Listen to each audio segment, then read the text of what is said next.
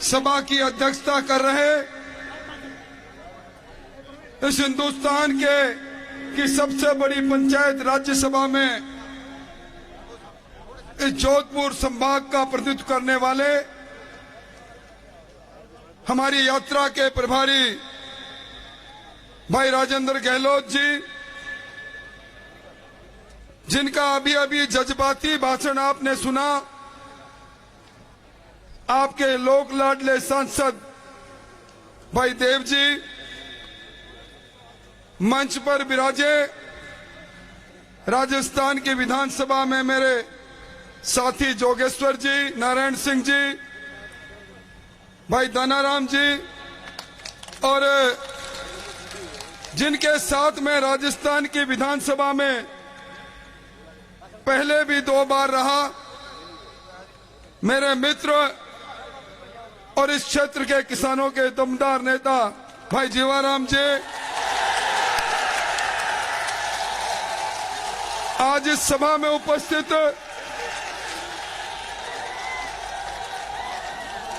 सांचौर के गांव-गांव, ढाणी-ढाणी से आए हुए मोतियों से महंगे किसान भाइयों, कम संख्या में उपस्थित शक्ति सुभा माता और बहनों, भाइयों, हम आपके पास परिवर्तन के लिए आए हैं, बदलाव के लिए आए हैं। और राजस्थान में जब मैं आपसे बात कर रहा हूं, राजस्थान में उत्तर, दक्षिण, पूर्व, पश्चिम चारों दिशाओं में ये परिवर्तन के रथ और परिवर्तन की यात्रा अब विराट जन यात्रा बनकर चल रही है। भारतीय जनता पार्टी का ये अश्वमेघ परिवर्तन रथ अब अपनी विजय पताका के लिए जन समर्थन के साथ राजस्थान में इस कुराज को समाप्त करने के लिए संकल्प के साथ आगे बढ़ रहा है। यहां मुझसे पहले हमारे जिलाध्यक्ष जी ने, सांसद साहब ने और दूसरे लोगों ने कहा, ये सांचौर की धरती ये अपराधों की धरती बन गई, ये अन्यायों की धरती बन गई। इस सरकार की सरपरस्ती में मंत्री महोदय यहां के विराजे,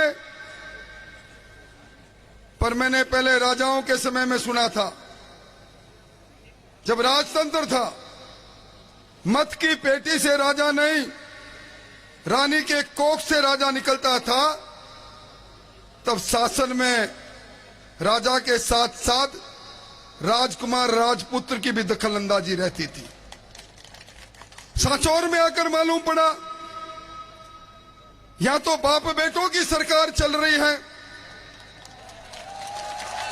पिताजी अलग राजनीति कर रहे हैं और पुत्र कई प्रकार के लोगों को पनाह देने का काम कर रहे हैं, कई तरह के लोगों को संरक्षण देने का काम कर रहे हैं।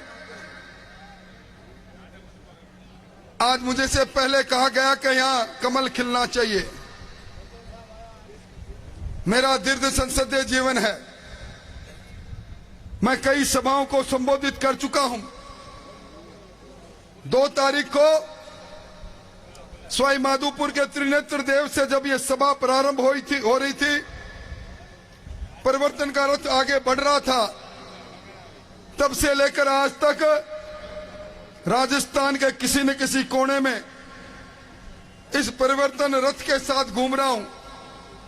पर मैं आज की विराट सभा को देखकर कह सकता हूं, मुझे चेहरे पढ़ने भी आते हैं, आपके चेहरों को देखकर कह सकता हूं, गहलोत साहब, राजेंद्र जी, ये लिख लेना, इस सांचौर के अंदर तो कमल खिल चुका है, बस समय का इंतजार है। मैंने ऐसा पलक पावड़े बिछाकर इस प्रकार का स्वागत सत्कार कहीं नहीं देखा। मैं तो आपसे इतना ही निवेदन करने आया हूं, आपकी मन भावना इस परिवर्तन को करने की है, क्योंकि ये सांचौर कभी प्रसिद्धि पाए हुए था। यहां सबसे ज्यादा जीरा पैदा होता है, इसबगोल पैदा होती है। यहां पथपेड़ा का कि वो धरती है जहां गौ संवर्धन का कार्य दुनिया में सबसे ज्यादा होता है। लोग कहते हैं कि ये इलाका भगवान और ईश्वर को मानने वाले लोगों का है, पर पिछले दिनों के अंदर जब देश में बात चलती है कि अरमानों के, नौजवानों के अरमानों को तोड़ने वाले ये पेपर माफिया कहां बचते हैं, ये तस्करी को पनाह देने वाले, ये नशे का व्यापार का ट्रांजिट रूट कहां बन गया, ये हत्याएं, कभी लक्ष्मण देवासी की सरेआम हत्या कर दी जाती है, तो कभी नन्ही सी खुशी छोटी बच्ची, 6 वर्ष की बच्ची, अज्ञात लोग उस बच्चे को मारकर चले जाते हैं, तो कभी पलदार में मेरे भील समाज की बेटी के साथ बलात्कार होता है, तो कभी भड़वल में प्रजापति समाज की 12 वर्ष की बच्ची अपराधियों के भेंट चढ़कर बलात्कार की शिकार होती है, कभी गोलसन में भील की हत्या होती है।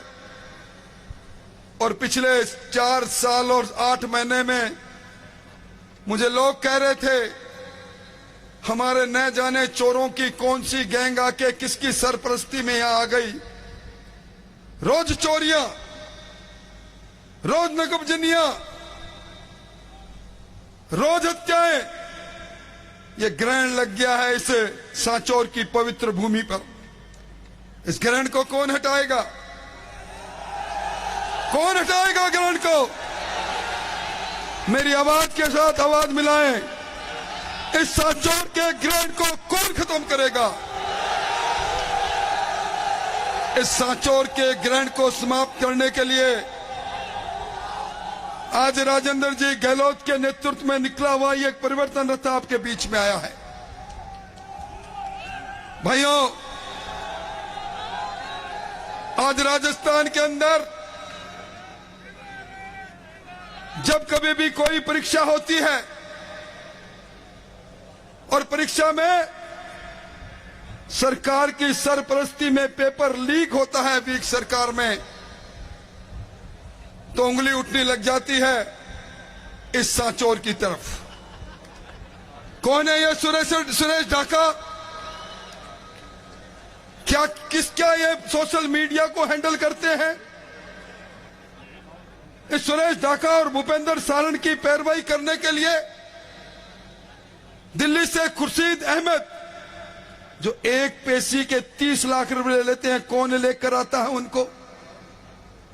अभी पिछले दिनों में आपने जयपुर बम ब्लास्ट को सुना होगा। 212 लोगों को बम से उड़ा दिया गया था। उस समय कितने हैं लोग अपंग हो गए थे। उसमें जो आतंकवादी थे, लचर पैरवाई के कारण से वो बरी हो गए। ये दिगर बात है कि अब सुप्रीम कोर्ट में हम लोग गए हैं, पर वहां कोई वकील नहीं। पेपर माफियाओं पर शिकंजा कसा जाता है तो दिल्ली से वकील आता है। जब यहां आ गए इस अंतर्द्वंद में फंसी सरकार, आपने पहली बार सुना होगा किसी सरकार के मंत्री और विधायक 34 दिन तक 5 सितारा होटल में कैद हो जाए, संगीनों के पैरों में कैद हो जाए, और फिर सारे जितने भी विधायक हैं उनकी बोली लगना प्रारंभ हो। इस जादूगर की सरकार को बचाना है। सरकार से क्या कीमत है तुम्हारी? कौन सी माइंस चाहते हो? कौन सा लाइसेंस चाहते हो? लूट की कौन सी छूट चाहते हो? ये उन 34 दिनों के अंदर मिनी मुख्यमंत्री बनकर वो निकले। और उनसे बाद जब अपनों पर ही मुख्यमंत्री जी एफआईआर दर्ज कराते हैं, सचिन पायलट पर कराते हैं, उसके साथियों पर कराते हैं, राजद्रोह का मुकदमा दर्ज कराते हैं, और उसके बाद जब कुछ महीनों के बाद कांग्रेस के दूत आते हैं, मुख्यमंत्री जी को कहते हैं कि आप विधायक दल की बैठक बुलाओ, मुख्यमंत्री जी बाण में विधायकों को त्याग पत्र देकर विधानसभा अध्यक्ष के सामने खड़ा कर देते हैं। त्याग पत्र का नाटक जब उसका पटाक्षेप नहीं होता, राजेंद्र राठौड़ 6 फुट 2 इंच का जाकर हाईकोर्ट में खड़ा होता है और पूछता हूं इनसे, ये त्याग पत्र दे दिया है तो राजस्थान में सरकार कहां है?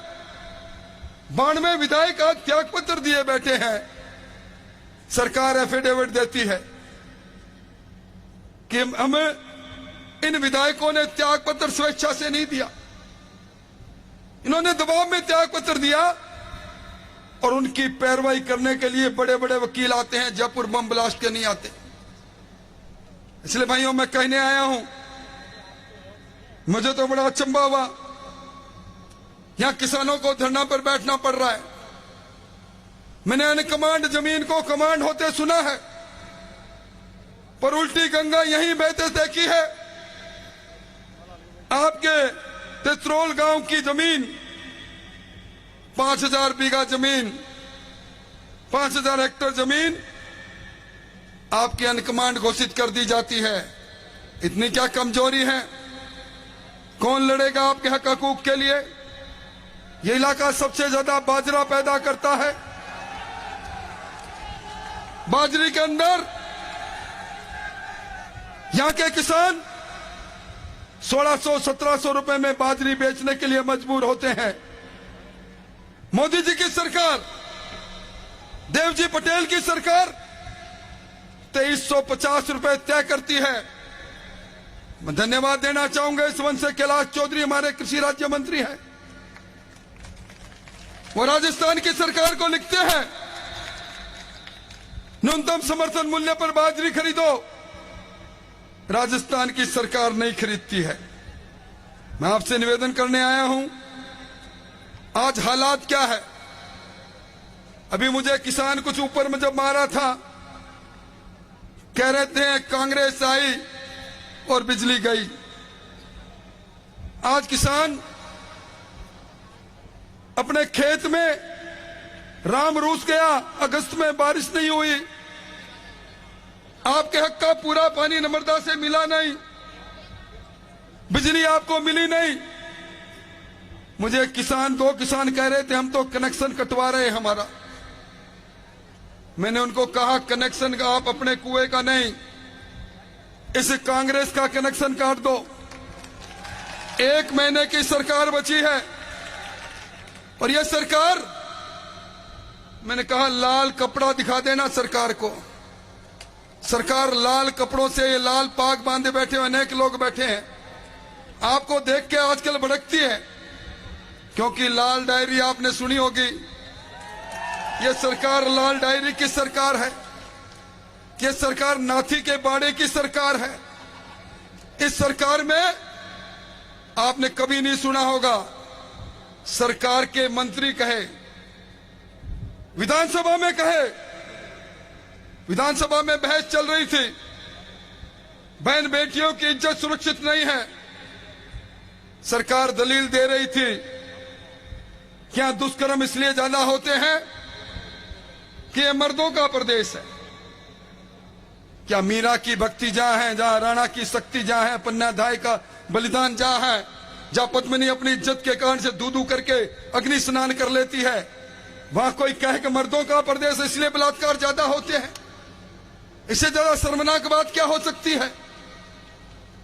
और उसी वक्त में उसके बाद जब सरकार के मंत्री कहते हैं कि हमारी सरकार का अलाइनमेंट खराब हो गया, हमारी सरकार में 50% से ज्यादा कमीशन खोरी है, हमारी सरकार में बहन बेटी की इज्जत सुरक्षित नहीं, उन्हीं गुड्डा जी को जिनके पुत्र के जन्मदिवस पर मुख्यमंत्री जाकर कहते हैं, गुड्डा जी आप नहीं होते तो मेरी सरकार नहीं बचती, आप बहुजन समाज पार्टी के 6 विधायकों को कांग्रेस विधायक दल में आपने विलय करवाया था, उन्हीं को बर्खास्त करती है सरकार।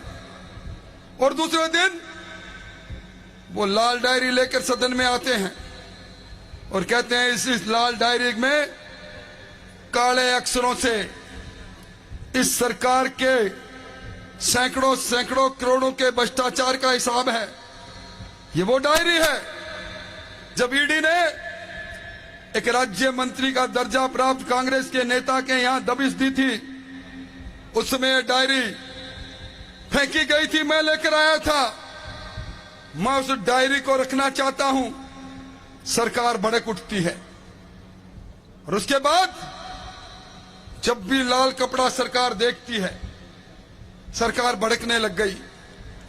भाइयों, आपने कभी नहीं सुना होगा कोई मंत्री, अशोक चांदना जी मंत्री हैं, अगर वो खुद धरने पर बैठते हैं, कहते हैं सरकार बिजली के मामले में किसानों के साथ अन्याय कर रही है, 6-6 महीने से ट्रांसफार्मर बदले नहीं गए, किसान को 2-3 घंटे बिजली मिलती है, 100 यूनिट बिजली मुफ्त देने वाली सरकार ने ना रहा बांस ना बजी बांसुरी, अंधेरी नगरी चौपट राजा के रूप में बिजली की कटौती से गांव को अंधेरे में डुबा दिया। किसान बर्बाद हो रहा है, ये कहकर मंत्री धरने पर बैठ जाए, ये मैंने पहली बार देखा है। इसलिए भाइयों, ये सरकार वो सरकार है जिस सरकार की सरपरस्ती में माफियों के सामने ये पुलिस घुटने के बल चल रही है। इन माफियों से माल भी पुलिस ने बहुत खाया। ये पुलिसकर्मी अपने ही लोग हैं। मैं इन्हीं से कहूंगा, जाकर विधानसभा के सवालों में ऑनलाइन ढूंढ लेना। पुलिस का आपका जवाब था सरकार का कि हमारी पुलिस 4 साल में 3000 बार पिटी है। जहां पुलिस पिटे, माफियों के सामने नतमस्तक रहे, पर यह पुलिस काम का कुछ कार्रवाई बहुत अच्छी तरह करती है। रामनवमी पर भगवान राम का जुलूस निकले, धारा 144 लगा दी जाती है। पुलिस कहती है रामनवमी पर जुलूस नहीं निकाल सकते। और कृष्ण जन्मभूमि पर आपने सुना होगा 3 दिन पहले कृष्ण जन्माष्टमी थी।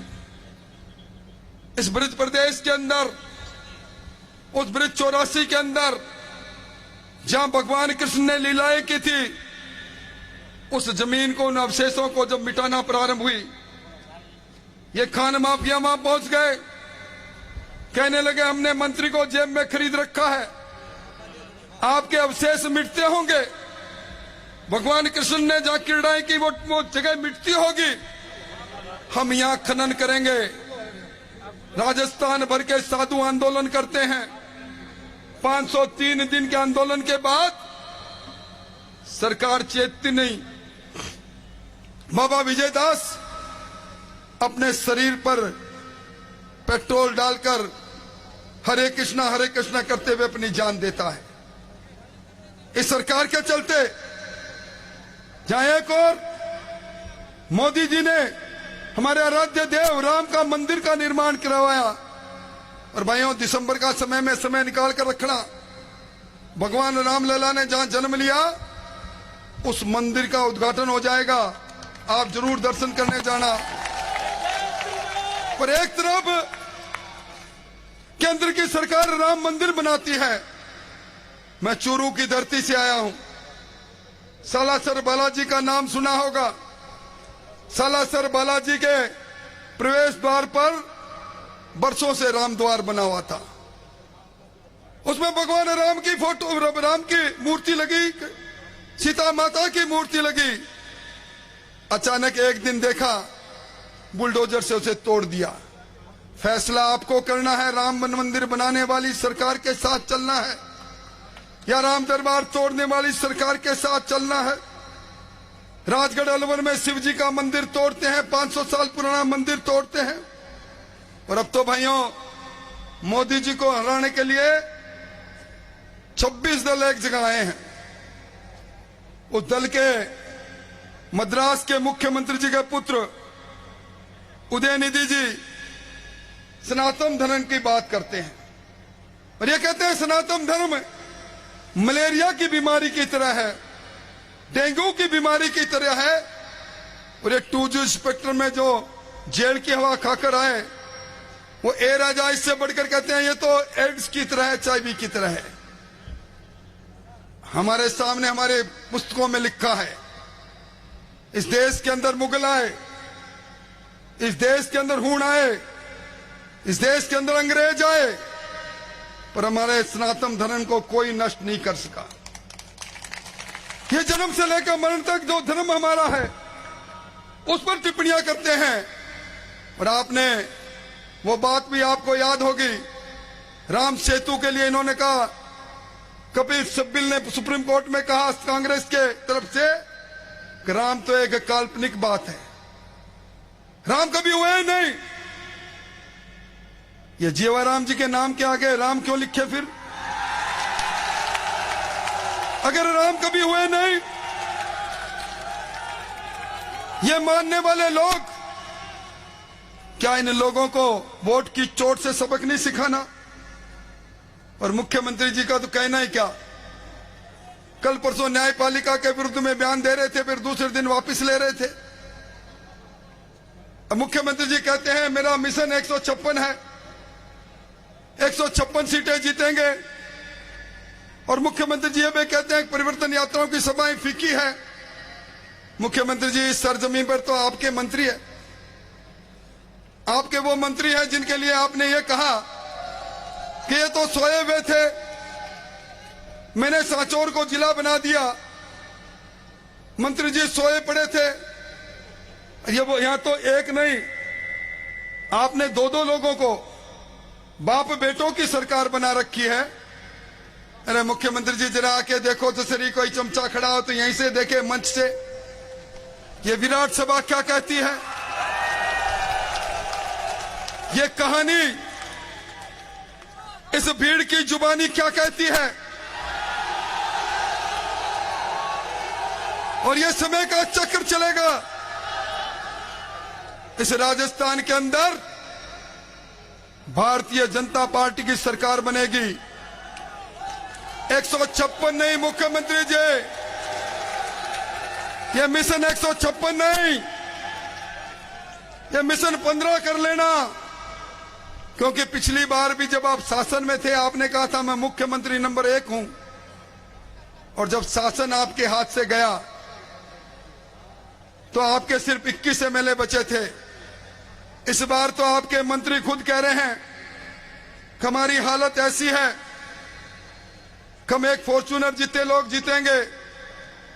भाइयों, इस सरकार में जिस प्रकार के कांड हो रहे हैं, अभी दरियावद में आपने सुना हमारी बहन बेटी को नग्न अवस्था में करके दबंग लोग बाजार में जुलूस निकालते हैं।